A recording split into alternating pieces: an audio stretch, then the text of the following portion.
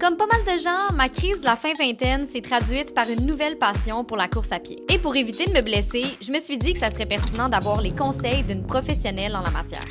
Ça serait quoi ton premier conseil pour quelqu'un qui débute la course à pied? Bien, ça serait de prendre son temps, donc de se permettre de commencer lentement. Le temps qu'on va prendre au début pour bien progresser va faire qu'on va courir longtemps dans notre vie. Si on est trop pressé, bien, il risque d'avoir des blessures, des embûches. La course, c'est un sport d'impact, c'est 3 à 5 fois notre poids. Un des conseils que je peux dire, c'est d'avoir une bonne chaussure. Souvent, on peut être porté à attendre que ça fasse un peu plus de temps qu'on court, mais l'outil le plus important, c'est vraiment nos chaussures. Et il y a beaucoup de marketing maintenant, il y a beaucoup de possibilités. Donc, de ne pas y aller juste avec ce qui nous attire, mais vraiment avec la chaussure adaptée pour nous, selon la course qu'on veut faire, notre expérience, notre poids, notre vitesse, la chaussure va faire une grande différence.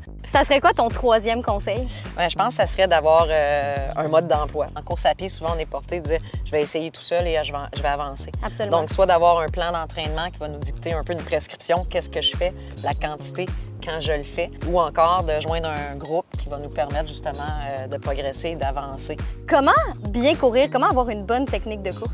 Bien, les conseils les plus importants seraient en haut de la ceinture, si on peut dire. OK. D'avoir un regard droit, regarder vers l'avant.